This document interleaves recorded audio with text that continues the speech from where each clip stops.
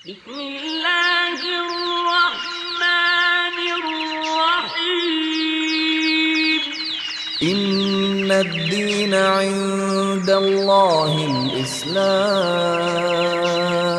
Hello again and welcome to Forum for a Better Understanding in its 165th weekly edition. We are so privileged today to have a conversation with an Islamic scholar and international speaker.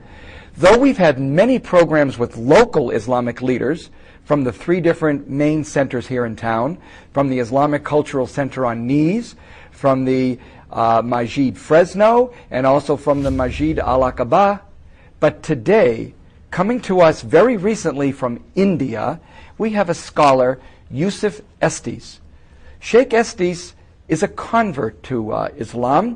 From what I hear, at age 47, he had a tremendous awakening of his faith, being that he was a Christian preacher and musician and owner of a music empire. Somehow, and he's going to explain how, God spoke to him in a special way and he became Islamic. The conversation this week will begin today, and we'll be with you at the same time next week with part 2 of this conversation, which I've entitled, The Truth of Islam. I was at the Masjid Fresno the night before we had this taping, and it was wonderful to meet the Sheikh and to see a whole mosque of people, young, old, and in between, men and women, sharing an interest in what he was sharing with them. He has, I think, hundreds of websites, and we're going to be talking about some of the main ones later. But I think we should let Sheykh Yusuf Estes introduce himself a little bit more and why it is that he's in Fresno and why it is we're having our program today. Thank you, Sheikh, for being here with us. Jim, it's a pleasure to be with you, and it's a real big honor and for me to have a chance to be here with you guys, and also for the folks there at home. Wanted to mention that you probably gave the closest to the reality of an introduction that I've heard about me in a long time. Nice. Because as you become more and more known around the world, people have a tendency to get further and further away from the real deal. I've heard myself introduced to the extent that when I'm sitting backstage listening to this introduction going on, and I'm thinking, who is coming out? And they say, here he is, Yusuf Estes. I go, that wasn't me. But you said you got the age right, you got the background right, everything. The only thing I will take exception to the empire. Oh, yes. I want to play that down a little bit. We will play. He's not an emperor. But the idea that you are very, very available. I was called a benign dictator once. But at least benign. Benign. Now, where we want to go in our conversation today and next week is for you to give a primer to, I think our viewing audience is mainly non-Muslim. So why don't we begin with this topic of Islam in life and society, and let me throw out some words to you, okay, and let you either do a etymology of it, a bit of an anecdotal comment, a bit of a reflection, whatever you'd like to open up the concept. Allah, the main thing we need to learn from the Islamic community. Tell us about Allah. Can I ask you a question? I like to play both ways. Okay? Oh, thank you. You know, we have our show too, so because I don't have a chance to get you to Texas to do our show, so we'll flip it back and forth. Fair? Fair enough. Cool. Now, may I ask you a question? Do you know any Arabic? Very, very little. Okay. A few words, 5 words. Okay. So, what the word ilah from Arabic, ilah, is the equivalent of the English word God. Ilah. Or El in Hebrew. El. Yep. You're familiar with that? El. Okay, God. so, yeah, that's God. So, if we have a word, ilah, and it means God, now I'm going to ask you, we have a word Allah, what do you have to equal it? And you can look through the bag of tricks and you're never going to find it. I went to a lecture and I heard from the presenter that there is no word. The problem is in English. We have no word in English. Who said that? That would be Sheykh Yusuf Estes. I heard him in a talk last night, actually. Where'd you guys get this guy? So the big problem is in English. We don't have the word. For Jews and Christians and Muslims, all of us are suffering from a deficiency in the English language because it does not appropriately present what was said in the manuscripts. If you go back to the Hebrew and try to bring it to English, you've always got a problem. If you go back to Aramaic, you've got a problem. If you go back even to Koine Greek, you've got problems because these languages are rich. And they bear fruit when you speak, and the poetry is so excellent. And when you bring it to English, to a word that was actually ghud, it was ghud. That was what it was. That's how they pronounced it. And that just had to do for everything. So actually, God is something worshipped, a deity, which could be a rock, a stick, a stone, a bone. That could be worked into poetry, by the way. We'll think about that. Anyway, so you got this for deity. All right. But when you say Allah, that's His name. And it's unique in that it can't be made plural, nor can it have gender. No. Now, this is cool because, especially for the women who say, how come the Bible is written from a man's point of view?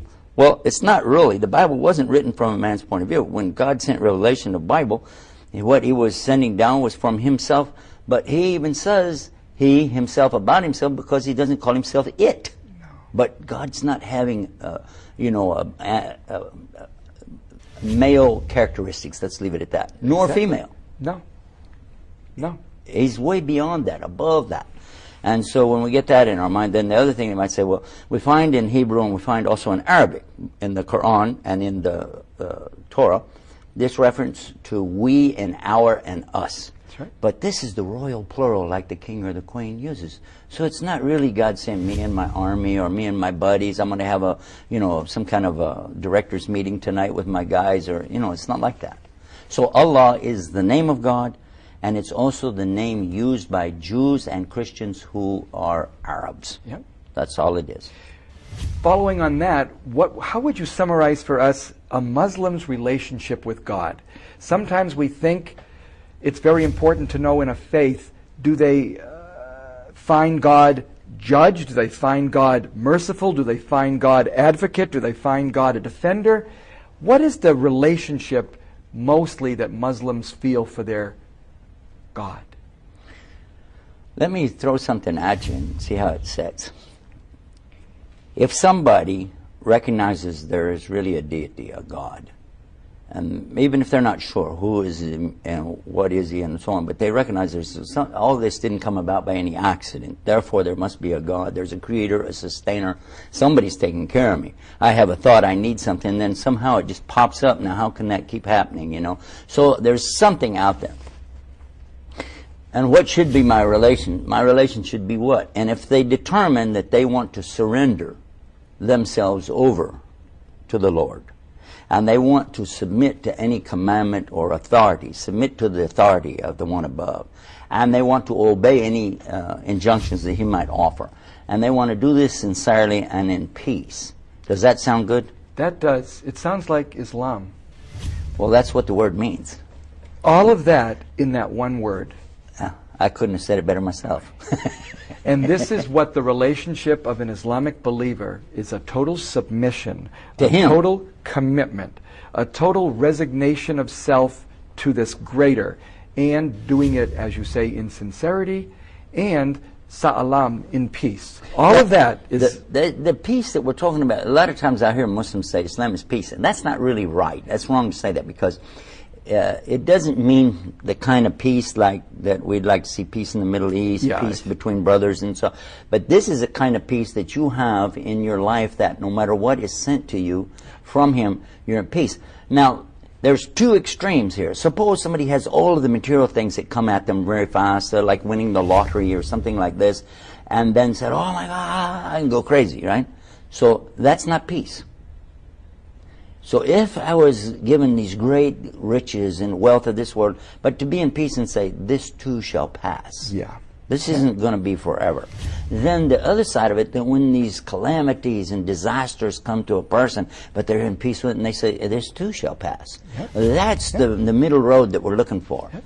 Now, whoever does this would be called an Islam-er, because that'd be the verb. Yeah. Yeah, Islam or Aslama, and then he's an Islamer. Well, we don't use suffixes in Arabic language. We use prefixes for the verb. So instead of like walk, talk, think, stink, like that. Sorry. Anyway, they use the prefix mu.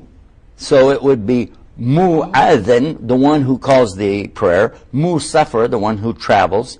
And Islam, Muslim. Wow, that's where we get Muslim.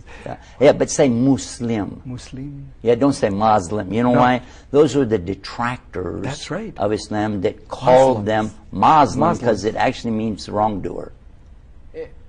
Mazlum. Mazlum We means used to the see it wrongdoer. printed Muslim. On purpose. Now we see it much more Muslim. Interesting. Muslim. And Say mu. Mu. Slim. Slim. Yeah, like a slim cow. Muslim. Muslim. Speaking of the next thing on our topics, we're on to topic 3 of 50, so we have to go fast. This book, the Quran, could you introduce us to what the Quran is for those of us who only know the Bible? Tell us about the Quran. Well, when you hold it like that and say Quran, it's not really oxymoron, but it doesn't really make sense. I'm going to tell you why. Because what you have in your hand is a kitab. That's a book. Okay? It's not Quran. You can't hold Quran in your hand. Why? Quran means that which is being recited. Reciting. Yes. So it's like holding up a hymnal and saying this is music. No, it's not. It represents music when you put it down and start playing it. But as long as you're holding your hand, it's just a book of paper. As soon as you start singing the song, it becomes music. But when I was in the music business, we'd say, where's your sheet music? It's over there. It's not really sheet music, a sheet of music. That's funny. See, do you catch that? But we've used it so long, nobody could ever separate the word sheet and music and say anything other than, yeah, it's this. Yeah. But in fact, that's the same problem we have when people say this is Quran, and it's not. Because Quran says in it that Allah will preserve it, and nobody can even touch it. It says right in it, nobody can even touch it except the pure, which are the angels. And you say, well, you just touched it, and I just touched it. I'm no angel. So how did that happen? Well, because this is not really the Quran itself. It represents something that's with Allah. It's His speech. Quran means God's recitation. He recited it. The angel Gabriel heard it, and then he passed it to the Prophet Muhammad, peace be upon him, just as he did with Moses and Abraham and Jesus, peace be upon all of them before. Revelation came to them by way of this angel Jibril or Gabriel. And then what they heard, they recited, their companions recited it and passed it down. On the other hand, people who want to say, I read in the Quran, or it says in the Quran, does any of that have any pertinence, that there are texts in the Quran? So maybe my question would be, given that the Quran is the recitation of God's word to us, how is it, what is in this recitation of this gift from Gabriel? I feel like I'm giving you a hard time. No, this is great for our audience to appreciate. I didn't mean to get too far off, because you're right in what you're saying. I just was trying to make it small. No, this is good. Almost trivia. I'm sorry. Because actually you are exactly right in what you're saying. I say it all the time. I read in the Quran this, or I heard this and that. But for sure, one thing that nobody should say is that I read in the Quran, God said that He is one, for instance. Why? Because that would be English words. Right. And the Quran is only Quran in Arabic. It has to be in Arabic to be Quran. When you translate it, you're not having Quran anymore. What you have is an opinion of somebody who heard something and tried to tell you what it meant. Not God's words anymore. Now, we are sometimes thinking in serious scholarship, you must go to the original text, be it Hebrew or Greek. You said sometimes? Meaning, a lot of people are still very comfortable with their translations. But in the Islamic world, they are not comfortable. Would not accept it, totally and completely unacceptable, even if you gave meaning of it in Arabic. I think we have a call from someone on a message about this show. Let's see if they wanted to ask us something.